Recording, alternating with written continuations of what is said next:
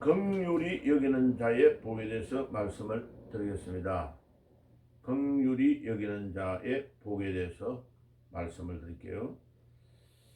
자, 긍휼히 여기는 자는 지금은 들린다고요? 네.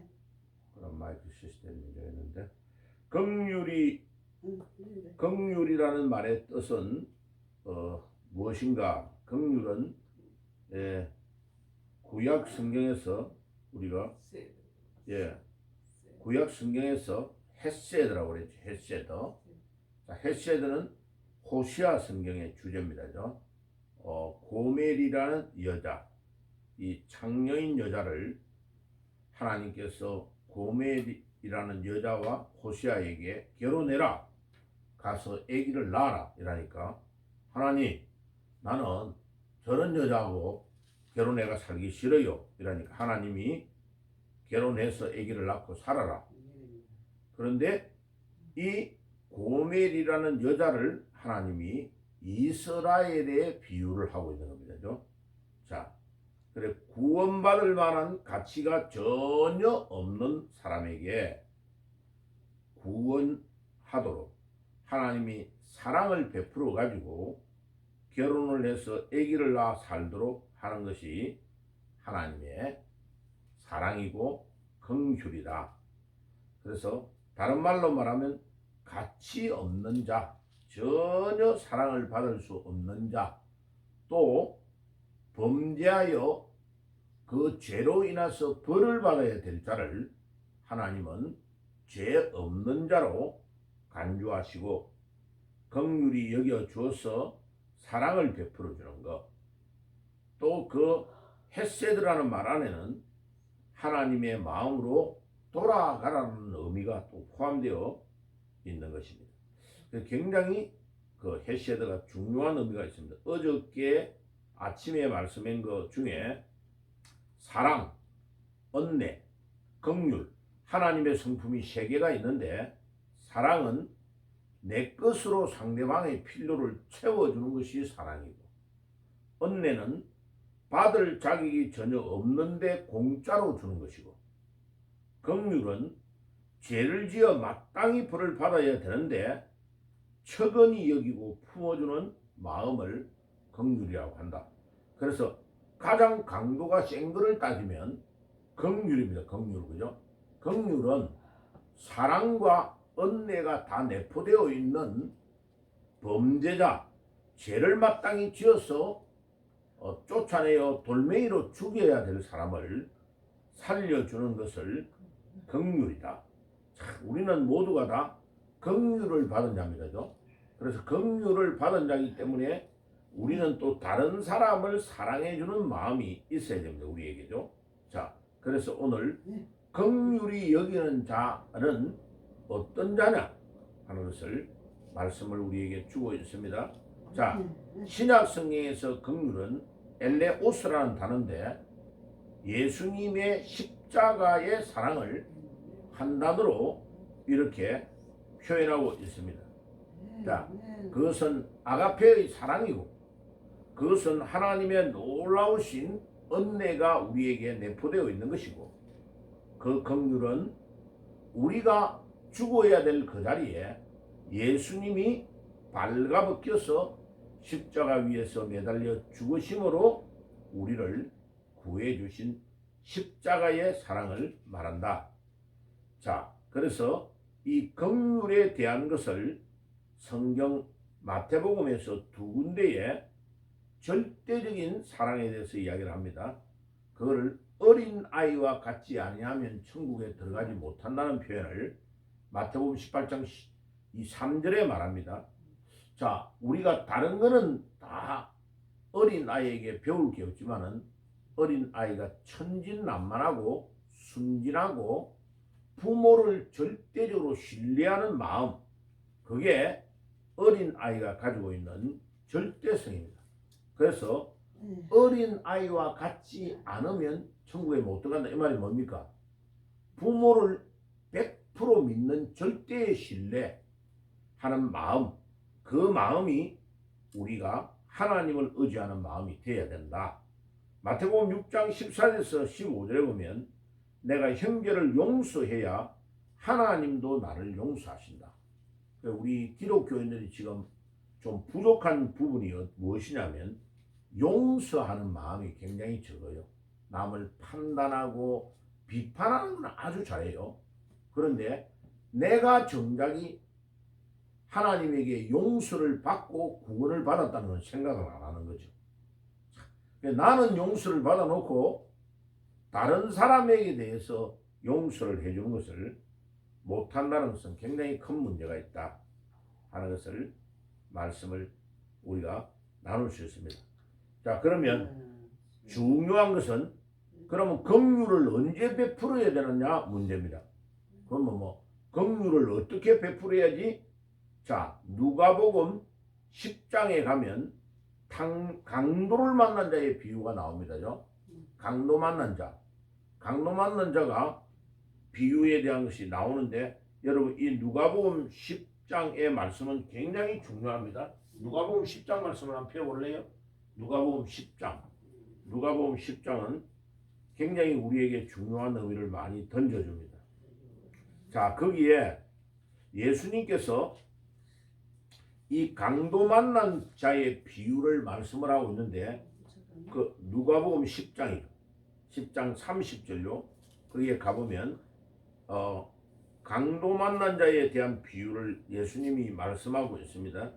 자, 누가복음 10장 30절에 가면은 굉장히 중요한 말씀을 하고 있어요. 거기에 예수께서 대답하여 이르시되 어떤 사람이 예루살렘에서 여리고로 내려가다가 강도를 만났다. 그 옷을 벗기고 매어 거의 죽은 것을 버리고 갔더라. 자, 거기에 한 제사장이 그 길로 내려갔다고 했어요. 자, 보세요. 제사장이 내려가면서 강도 만난 자를 보고 피하여 지나갔다고 했습니다. 예. 또 이와 같이 한 레위인도 그것에 이르러 그를 보고 피하여 지나갔다.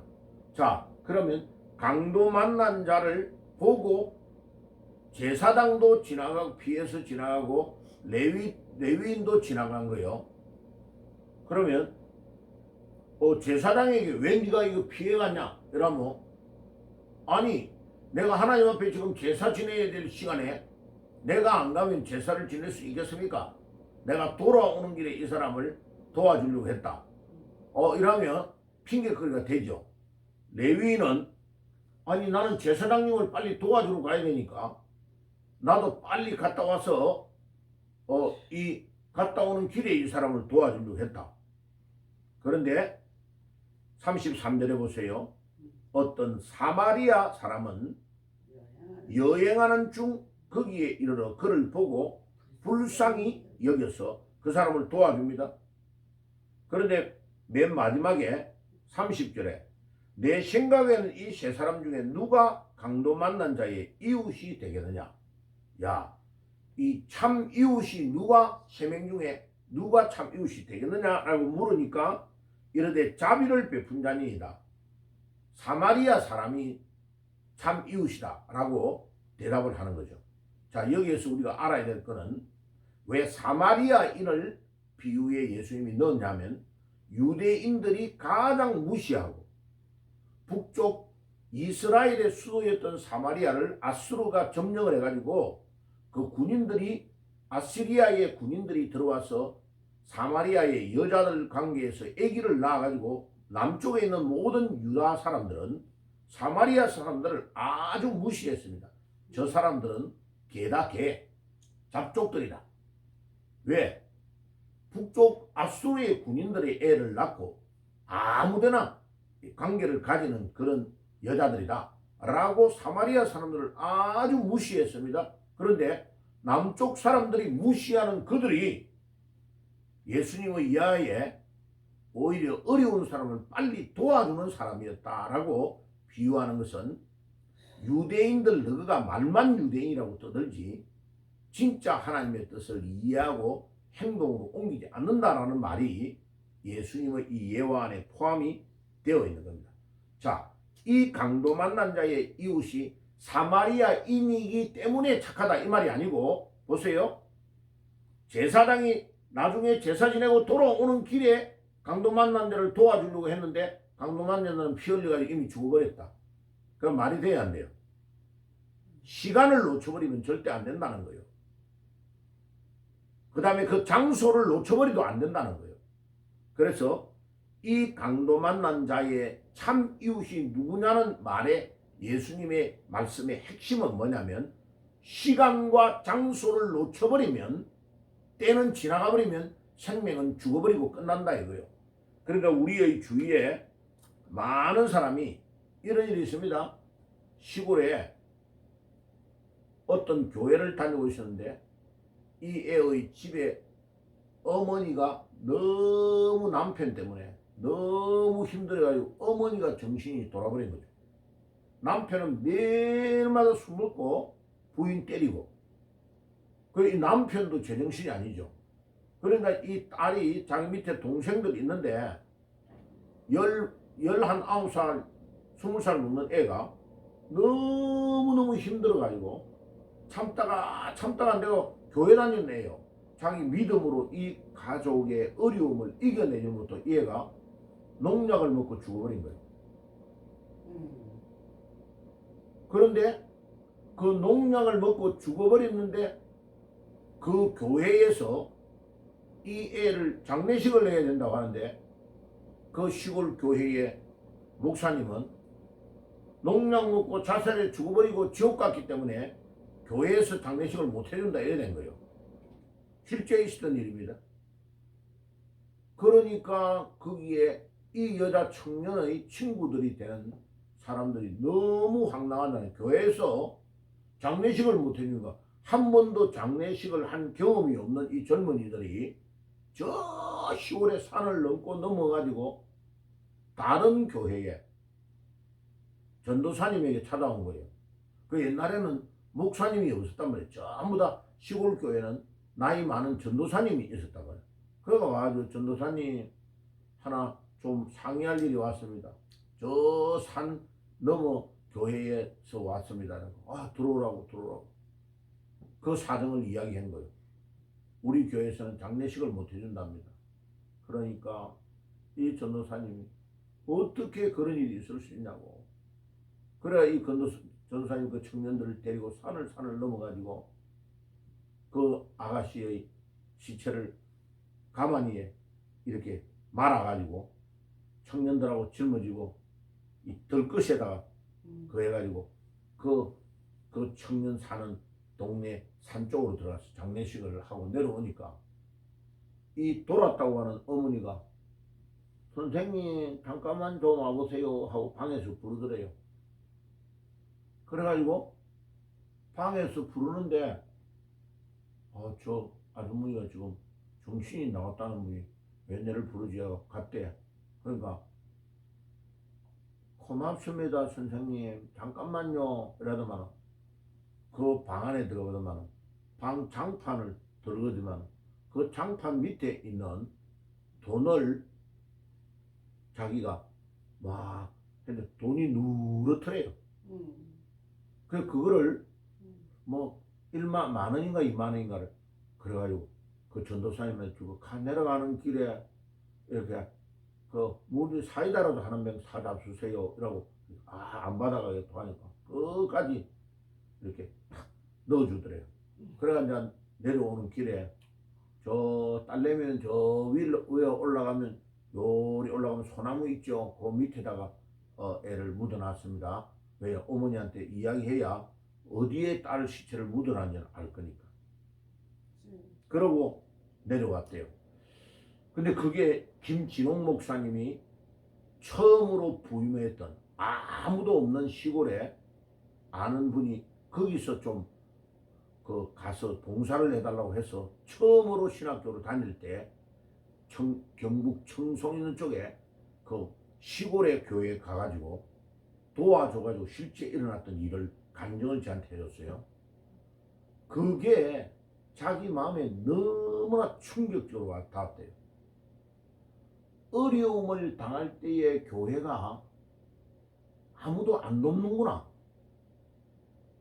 그런데 교회는 근본적으로 진짜 교회가 바르게 지도를 하고 가르쳤으면 어떻게 그 아가씨가 그래가 죽는 일이 일어났겠느냐는 거죠. 그거부터 먼저 생각해야 되는 거죠.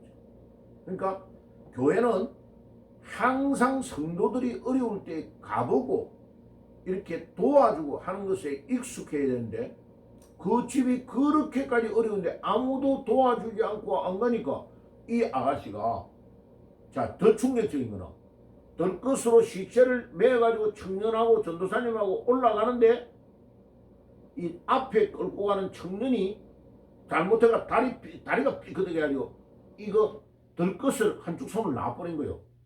그러니까 아가씨의 시체가 뒹굴었잖아요. 뒹굴어서 시체를 밑에 있는 전도사님이 더 이상 못 굴러가게 탁 잡는데 보니까 품 안에 성경책을 안고 죽었더라고요. 그게 엄청 자기에게 충격이 되더라고요. 이렇게 힘들고 어려운 가운데서도 죽을 때에 성경책을 안고 죽었구나. 그게 전도사님 일생에 평생에 머리에 그 장면이 탁 박혀서 다시는 이런 일이 일어나지 않도록 해야 되겠다. 그 시체를 보고 그 광경을 보고 자기는 하나님 나는 막 큰 교회고 뭐고 막 나는 그런 거 신경 안 쓰고 진짜 이 처녀와 같이 힘들고 어려워서 죽어가는 사람들을 도와줘야 되겠다. 그래가지고 청계천의 빈민촌 이 맨날 종이나 이거 폐지 줍는 사람 있잖아요. 넝마주의라 그러죠. 그 넝마주의를 살려주려고 청계천에 들어가서 사열해 가지고 청계천이 개발되면서 성남으로 쫓겨갔다가 성남에서 서해바다 화성 쪽으로 쫓겨간 그들을 데리고 평생 동안 사역을 하다 지금 이제 동두천에 가 있는 거죠. 그러니까 여기에서 우리가 꼭 알아야 될 건 뭐냐? 제가 김진홍 목사님 젊어가지고 개척해가지고 저 무척산 기도원의 집회를 일주일 동안 했어요. 근데 나는 김진홍 목사 그때 설교한다고 몰랐어요. 모르고 내가 결혼을 앞두고 있어서 기도하러 올라간 거예요. 한 일주일 금식 기도하러 올라가야겠다고 올라갔는데 사람이 인산인해를 이루는 거예요. 그 800구리가 넘는 기도 옛날부터 조용하던 기도원에 앉을 자리가 없는 한 1000명도 넘게 올라간 거예요. 그 더운 여름에. 그래 내가 김진홍 목사의 설교를 들으면서요. 일주일 동안에 엄청난 충격을 받았어요. 그러니까 여기에서 우리 예수님이 강도 만난 자의 비유를 말할 때 핵심이 뭐냐면 이겁니다. 이거. 제가 이제 책으로 이걸 쓰려고 제목을 이렇게 붙여놨는데 이게 엄청 중요한 단어예요. 이 시간에 이 장소에 라틴어로 hic et nun이라 그래요. 이 시간 이 장소. 그러니까 우리는 시간과 장소를 딱 그때 놓쳐버리면 그 아가씨처럼 죽으려고 마음을 먹는 사람은 다시 되돌아오지 않는 거예요. 그러니까 그 죽은 그 사람이 믿음이 연약해가지고 자살해 죽었으니까 문제가 있는 건 맞는데 그 교회를 책임지고 있는 사람이 그 사람을 지도하고 그 가정의 어려움을 위해서 도와주지 않은 것에 대한 책임은 나중에 분명히 있는 거예요. 그러니까 제사장과 레위인을 향하여 주님이 뭐라고 하느냐? 네가 돌아와서 도와준다고 웃기는 소리 하고 있네. 그 죽어가는 사람이 너를 안 기다려줘. 차라리 제사를 지내는 게 늦어도 이 생명을 위해서 급하게 도와주는 게 더 바쁜 일이야. 더 바쁜 일이야. 더 바쁜 일. 희겠던 후 지금 이 시간과 이 장소를 놓쳐버리면 갈급해가지고 죽어가는 심령은 기다려주지를 않아. 그래서 저는 딱 가지고 있는 철학이 있어요. 그 사람이 12시든 새벽 1시든 상관없이 목사님 저를 좀 도와주세요 하면 저는 잠옷 바람으로 달려갑니다. 절대로 그걸 불평 안 합니다. 그리고 어떤 목사님들은 막 강단에서 왜 12시 막 밤에 자고 있는데 목사한테 전화를 거냐고 급하면 병원에 가야지 119 불러가지고 아니에요. 119 불러가지고 병원을 가야 될 사람이 있고 목사님의 도움을 요청하는 사람이 있어요. 그래가지고 광주 안디옥 교회에서 김원철 선교사하고 내하고 일주일 집회를 하고 있는데 원래 3달을 연달아 해달라고 한 거예요. 그런데 아니 이 사람이 지금 설교하고 호텔에 딱 왔는데 내하고 방을 각각 따로따로 쉬면 그건 편할 건데 목사님 성경 말씀을 듣다 보니까 너무 언내가 돼가지고 우리 따로 있지 말고 방을 약간 넓은데 그냥 침대는 2개인데 같이 좀 생활하면서 계속 물어보고 대답하고 목사님 그 좀 성경을 좀 듣고 배우면 어때요? 이런. 오케이? 그럼 그렇게 하자고. 그러면 이제 하는데 이 사람이 내가 집회를 내가 앞에 성경 설교하고 나면 이 사람이 은사 집회를 막 했단 말이야. 사람을 막 병을 낫는 이 사역을 했는데 이 사람이 몸을 너무 안 아끼고 하다가 호텔에 들어갔는데 주일날 아침에 이제 설교하러 갈 거요. 아침에 코피가 빵 터지는데 그냥 피가 아니고 여기에 동맥이 터져가지고 코 안에 피가 그냥 호수에서 나온 것처럼 나오는 거야. 우와. 그래가지고요. 휴지를 바로 받고 119 불러가지고 바로 차를 119를 불러가지고 광주 전남대학교 병원으로 데리고 간 거예요. 그런데 전남대학교 병원 가서 이 사람 피가 이렇게 나는데 응급조치를 빨리 해야 되는데 다른 사람들 기다린다는 식으로 응급실에 들어갔는데도 1시간 넘게 끊는 거예요. 내가 책임자 나오라고. 당신 이거 뭐 하는 거냐고. 이분의 생명이 왔다 갔다 하는 순간에 응급이라는 거는 빨리 조치부터 해주고 다음에 기다리게 해야지. 조치도 안 해. 이 광주에 이 사람들 정신이 없네. 너네들은 의사들이 아니라고. 그래가지고 내가 조선대학교 바로 건너편에 있는 조선대학 병원으로 옮겨버린 거예요. 옮기고 내가 광주 안디옥교회 담임 목사한테 전화를 한 거예요. 목사님 교인이 1000명이 넘었는데 그 중에 이 광주에 있는 조선대학교나 광주 전남대학교 병원과 관련되는 사람이 아무도 없냐고.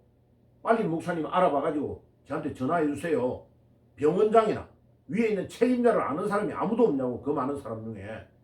그럼 내가 막 호통을 쳤더만 이분이 장로님 중에 수소문 해가지고 전남대학교 총장을 잘하는 장로님을 연결해 준 거예요. 그래가 총장님이 내 전화 바로 간 거예요. 총장님 지금 응급실에 들어왔는데 여기 코에 피가 나가지고 이 응급조치를 해주는 그 비뇨기과 책임자 없느냐고. 그러니까 총장님이 바로 그 책임자, 그 사람은 주일이니까 출근을 안 했을 거 아니에요. 바로 그 밑에 있는 레지던트에게 전화를 한 거예요. 레지던트가 막 바로 뛰어내려온 거야. 5분 안에. 그게 응급이지. 그게 응급. 그 당시에 그래 막 와이사스를 입은 상태에서 막 피가 엉망이 돼버린 거예요. 그러니까 그때에 빨리 조치를 안 하면 이 사람 죽는 거란 말이에요. 얼굴이 노랗게 가는 거예요. 벌써 혈압도 있는 상태에서. 그래 지금도요. 그래가지고 응급 조치를 해가지고 여기를 틀어봐가지고 눌러가지고 가니까 이제 약을 딱 집어넣도록 빨리 피가 응고되는 거. 그걸 딱 집어넣으니까 피가 정지가 되는 거예요. 그래가지고 비뇨기과 의사가 이제 안에를 다 이제 넣어가지고 이렇게 보더만 다행히 목사님 크게 상처가 난 건 아니네요. 목사님 몸이 너무 피곤해가지고 오는 현상입니다. 너무 과로하면 안 됩니다. 제가 무슨 이야기를 하느냐? 시간과 장소를 놓쳐버리면요. 응급한 환자는 다 몇 분 안에 죽어버려요. 그거를 놓치면 안 돼요. 그러니까 지금도요. 서울에 가면 수유에 김원철 선교사 있는데 목사님은 내 생명의 은인입니다. 그 많은 사람 중에 다 급할 때는 다 피해버려도 그 응급 환자를 데리고 막 목사님 와이사스 모든 거 다 젖었는데도 내를 막 그냥 그래가지고 응급 조치를 하는 거고 자기가 와 목사는 이래야 되는 거구나 하는 걸 배우고 자기는 목사님 만나면 목사님은 무조건 식사 뭐 어디를 가든지 모든 비용은 내가 다 될 겁니다. 목사님은 돈 내면 안 됩니다. 그러니까 웃기면서 늘 만날 때마다 그래요. 생명의 은인이라고. 이게요 우리 예수님이 하시는 말씀이 뭔지 알아요? 이 시간과 이 장소에 나의 도움을 필요로 하는 사람에게 적극적으로 도와주는 자가 시간을 장소를 다른 장소에 나는 요 개척교회 조그마한 교회에 나는 말고 조금 어느 정도 여유가 있어야 나는 도와줘. 장소를 핑계대는 거예요. 씨가 제사장을 도우기 위해서 나는 따라갔어요. 레위. 나는 하나님께 제사하는 게 더 바빠가지고. 아니요. 하나님은 제사를 지내는 것보다 급한 것을 도와주기를 원하는 거예요. 아멘. 자, 그 다음에 보세요. 긍휼히 여기는 자가 받는 복이 뭐냐? 세 가지예요.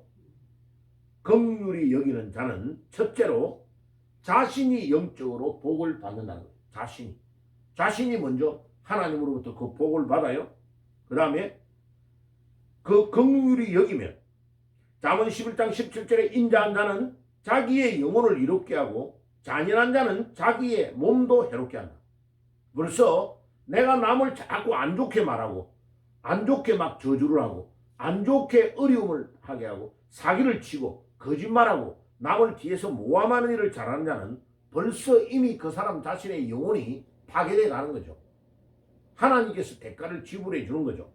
그 다음에 긍휼히 여기면 봐요. 긍휼히 여기는 그 사람을 사람들이 다 알아요. 소문을 내가 안다고. 다른 사람들이 나에게 그 긍휼을 도와준다고. 도와준다니까요. 그래 아무것이야 이리 와봐 이리 와봐. 네 옛날에 내 이렇게 할 때 도와줬잖아. 그리고 그 사람들이 벌써 나에게 긍휼을 베풀어 준다니까. 아멘. 이게요 정확한 말씀이에요. 마지막에 긍휼을 여긴 자는 하나님이 그 사람 자신이 궁지에 몰렸을 때에 긍휼히 여김을 받게 하신다. 하나님이 긍휼히 여겨주신다. 이 말씀이 딱 여기에 있는 거예요. 그래서 청년 김진호 29살 정도 되는 노총각이 전도사로 갔는데 그 아가씨 한 명이 죽었던 거 그 교회가 책임을 지지 않는 것을 전혀 다른 교회에 전도사가 가서 장례식을 주면서 자기 일생에 해야 될 일이 뭔가를 그 아가씨가 십자가 띵 뒹구는 걸 보고 성경이 툭 튀어나오는 걸 보고 충격에 충격을 받은 거예요. 그러니까 봐요. 이게 율법적으로 장례식을 못 해줘가 아니고 어려울 때 도와주지 않는 것도 책임을 안 지는데 장례식도 책임을 안 진다? 그 진짜 문제 있는 거예요. 그래서 제가 울산에 있을 때에 그 젊은 여자가 직장암이 걸린 거예요. 30대가. 애기 딸 한 명 딱 나놓고. 그러니까 그 시아버지 시어머니가요. 다른 교회에 데리고 갔는데 아무도 그 가족을 반갑게 안 해준 거예요. 그래 내가 그분 가족들 왔다고.